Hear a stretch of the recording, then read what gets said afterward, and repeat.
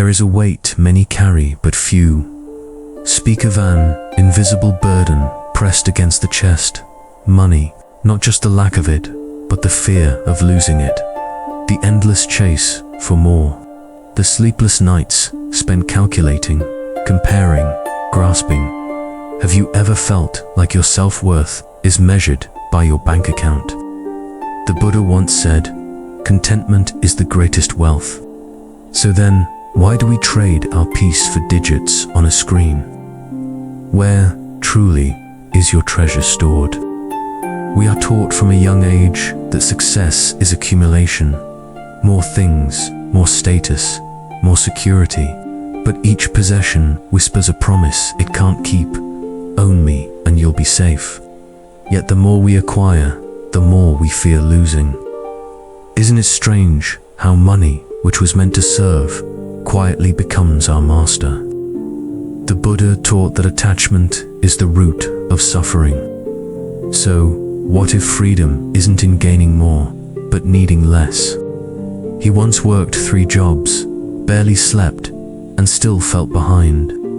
Every paycheck was already spoken for debts, expectations, plans to catch up to a dream sold by others. At night, he lay awake wondering, is this what being alive means, just surviving for numbers? The Buddha asked, what use is a man who gains the whole world, but loses his soul? If your life is spent earning, when do you begin living? One day, he saw a child playing with a cardboard box, laughing louder than anyone he knew in a luxury car. That moment shattered something quietly inside him, the illusion that joy comes with a price tag.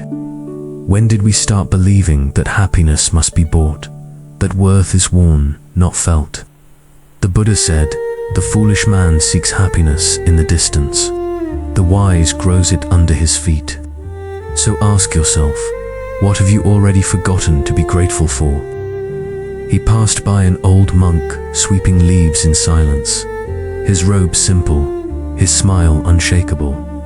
No gold watch, no wallet, no bank account. Yet his presence radiated something rare enoughness. He didn't own much, but he lacked nothing. The Buddha lived with a bowl and robe, yet taught kings about fulfillment.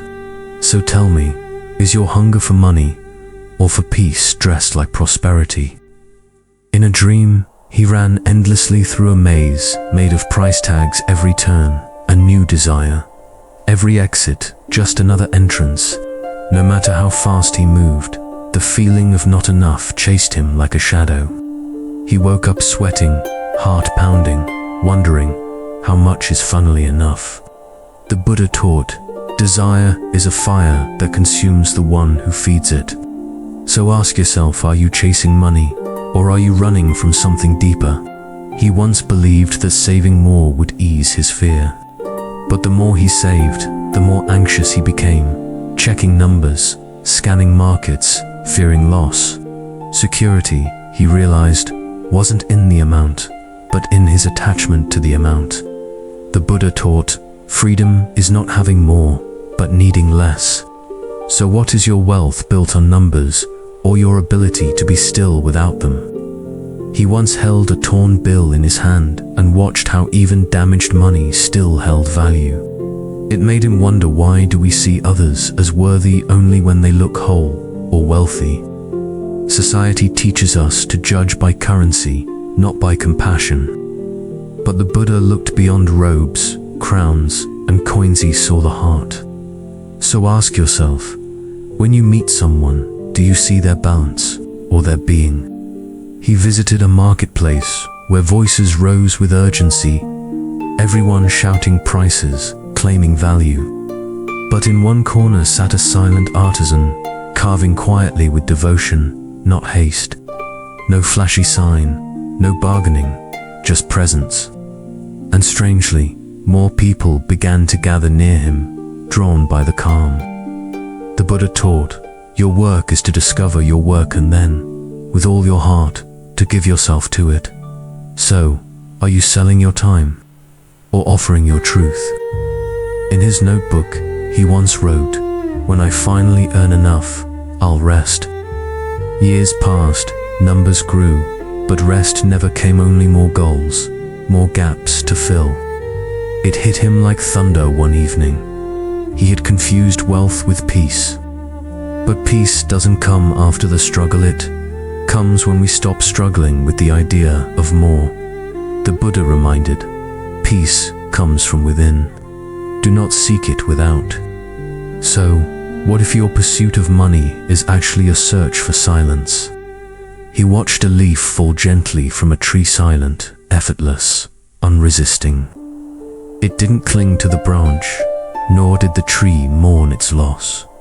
In nature, nothing hoards.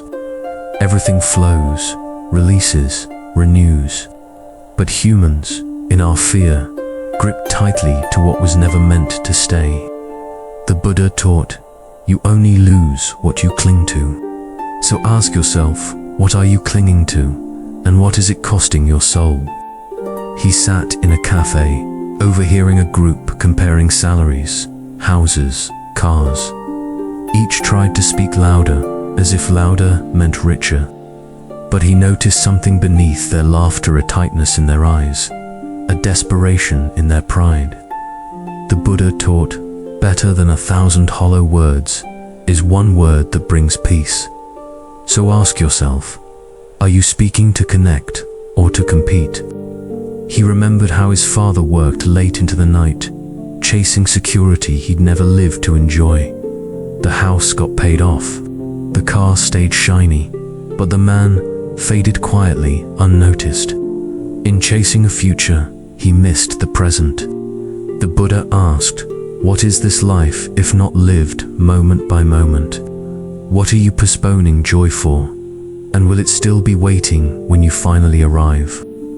A beggar once smiled at him, genuine, warm, content. It shattered his beliefs.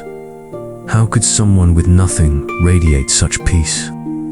Maybe poverty isn't the absence of money, but the absence of greed. The Buddha said, let go of greed, and you will find contentment in simplicity. Could it be that true wealth isn't in what's in your pocket, but in what's not in your heart? He opened his wallet and saw not cash, but guilt, every dollar tied to a compromise, a job that drained him, a deal that bent his integrity, a price paid in soul, not coin. The Buddha warned, riches earned unjustly bring sorrow, not peace. So look inside. Is your money clean, not just in paper but in purpose? He stood at the shoreline, watching waves erase footprints in the sand. No matter how deep they were pressed, they vanished. It reminded him, no amount of wealth leaves a permanent mark. The Buddha said, all conditioned things are impermanent. So why pour your soul into building monuments the tide will always take?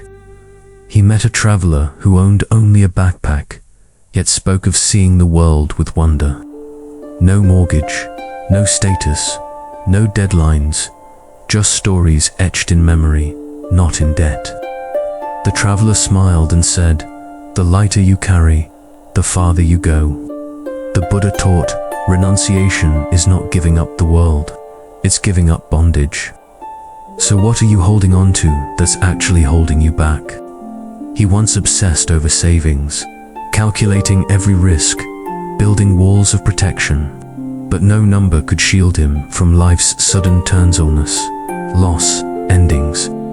It dawned on him, security isn't in how much we guard, but how deeply we trust. The Buddha said, let go of fear and trust the law of impermanence. Can you breathe even when the ground beneath you shifts? He looked at an antique coin, once prized, now forgotten in dust. It reminded him that value fades, trends change, and today's treasure becomes tomorrow's trash. The Buddha smiled at a begging bowl and saw abundance in emptiness.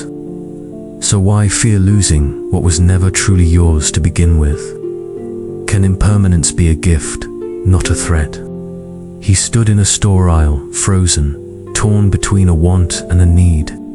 The tag read sale, but his soul whispered, do you really need this? He smiled, put it back, and felt lighter than if he'd bought it. The Buddha taught, freedom comes not from more choices, but from less craving. What would happen if you listened more to silence than to discounts? He started giving away what he didn't need: books, clothes, gadgets. At first it felt like loss. Then, strangely, like relief. Space opened up. In his home, yes, but more so in his mind. The Buddha said, give, even if you have a little. Could giving be the wealth you've been searching for all along? He began journaling his spending, not to shame himself, but to understand. Patterns emerged. Spending when sad, shopping to fill silence, buying things he never used. He wasn't chasing luxury, he was chasing comfort. The Buddha said, know yourself and you are free. What are you truly buying when you reach for your wallet? A wise woman once said to him, spend on what breathes life into you, not what numbs you. He realized he'd been investing in escapes, streaming, junk food, fast thrills. But peace never came in packages. It came in presence. The Buddha taught, live each moment with mindfulness. So what if your next investment was in silence, not stuff? He watched two birds fighting over breadcrumbs, pecking with fury. Then suddenly, one flew away toward an open field of untouched grain. And just like that, he understood, some battles aren't worth staying in. The Buddha said, letting go is the path to freedom. So are you clinging to a corner, forgetting the sky? He deleted his shopping app. At first, his finger hovered with hesitation, then with courage.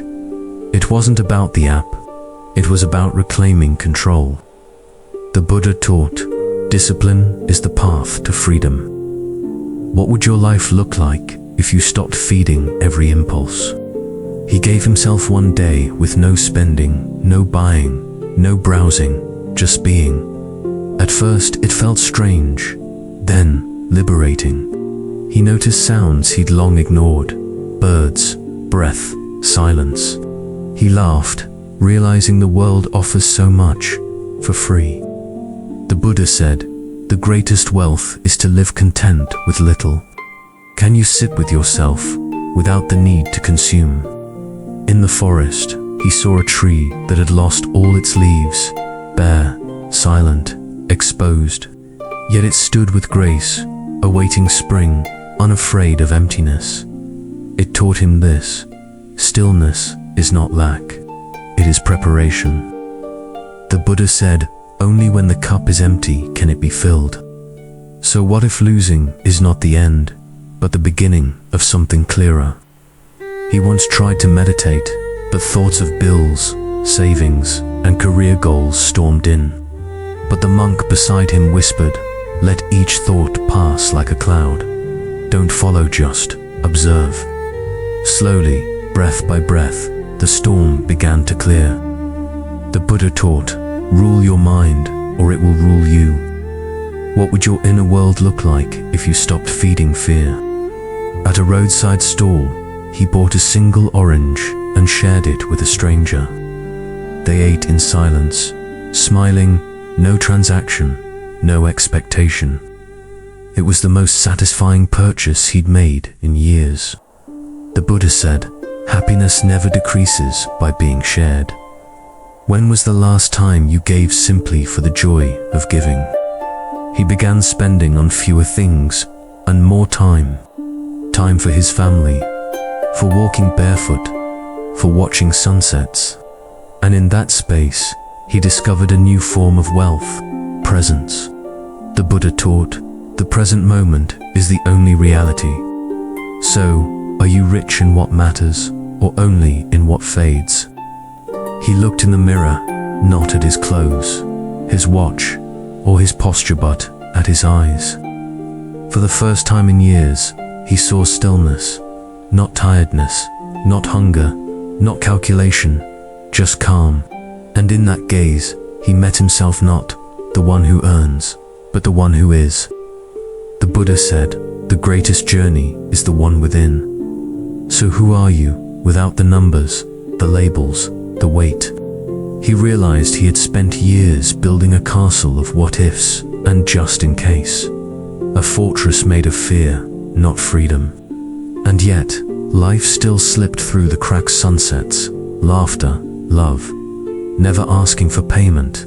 The Buddha said, the root of suffering is attachment. What would you gain if you dared to live without armor? At the temple gate, he read a simple sign: leave your shoes and your burdens here. He smiled. How often do we walk into sacred spaces still dragging the world behind us? He left his worries beside his shoes and stepped in lighter than ever. The Buddha taught, peace is found in letting go, not holding on. So what can you set down today, even if just for a moment? He started replacing the word success with meaning. Not how much did I earn, but how deeply did I connect? Not what did I own, but what did I offer? The Buddha said, a generous heart, kind speech, and a life of service are the things which renew humanity. What would change if you redefined what it means to be rich? He once feared scarcity, but now he feared excess even more. Too many things, too many options, too much noise. He discovered minimalism not as a trend, but as a path back to clarity. The Buddha reminded, simplicity brings freedom. So ask yourself, are you overwhelmed or simply overfilled? One night, he lit a candle and sat with no agenda. No scrolling, no spending, no checking. Just breath, just flame, just stillness. And he wept not out of sadness, but because he'd forgotten how good peace feels. The Buddha taught, meditate, live purely, be quiet, do your work with mastery.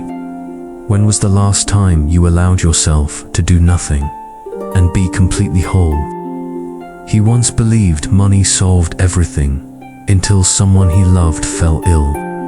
No amount of wealth could buy health, time, or one more sunrise. In helplessness, he found humility. In humility, he found grace. The Buddha said, health is the greatest gift, contentment the greatest wealth. So, what are you truly investing in your bank account or your being? He once envied others' wealth until he saw how tightly they clung to it. Their smiles were rehearsed, laughter hollow, nights sleepless.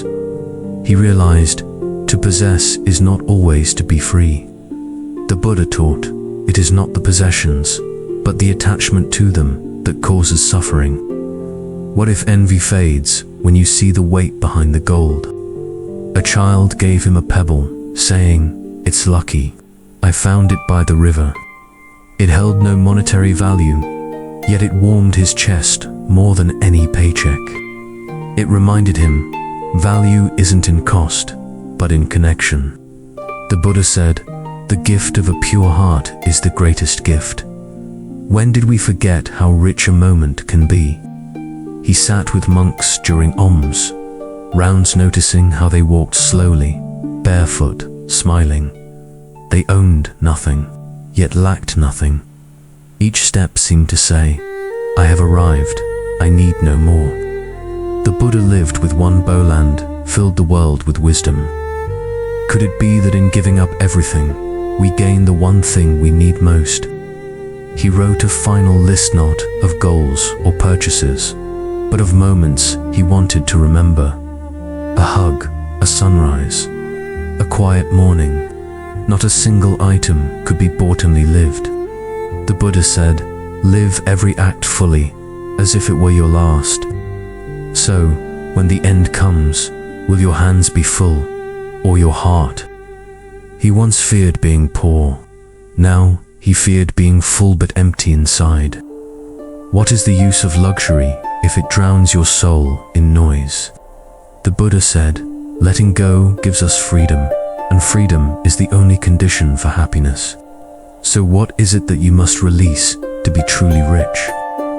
In a remote village, He met a family that shared a single meal with joy and laughter. No silverware, no dining table, just gratitude and presence. He was fed not just with food, but with warmth. The Buddha taught contentment is the greatest wealth. Have you mistaken abundance for fulfillment? He found an old photo of himself smiling without reason before the chase began, before deadlines, before comparisons. He missed that version of himself, the one who didn't measure worth in digits. The Buddha said, "You yourself, as much as anyone in the universe, deserve your love." So, who were you before the world told you what you should want? He began each day now, not with plans, but with presence. One mindful breath, one act of kindness, one quiet moment of reflection, and slowly, the hunger for more faded. The Buddha said, meditation brings wisdom. Lack of meditation leaves ignorance. What if the richest mornings were the simplest ones? He no longer feared losing money, he feared losing himself. And in that awareness, he found a compass truer than any paycheck. The Buddha taught to conquer oneself is a greater task than conquering others. Are you spending your life, or truly living it? He began teaching others not how to earn more, but how to need less. He shared stories, not secrets, offered presents, not prescriptions. And in their eyes, he saw the same hunger he once carried, slowly fading. The Buddha said, "Be a lamp unto yourself and to others." When you rise above suffering, will you turn back and help others rise too? He planted a seed in his backyard. Just one. It grew slowly, silently, needing no applause, no profit, and yet it bore fruit. More than enough. The Buddha taught, patience is the highest asceticism. What seeds are you planting? And are you willing to wait? He looked back not with regret, but reverence. Every debt, every doubt, every fall had led him here. He bowed, not to the wealth he'd lost, but to the peace he'd gained. The Buddha said, no path is wasted if it leads you to awakening. So, what has your suffering taught you? Now, when he walks light. When he earns, he shares. When he wants, he pauses. Not because he has nothing, but because he finally knows what enough feels like. The Buddha taught, peace comes from within. Do not seek it without. And you, dear listener, what does enough feel like to you?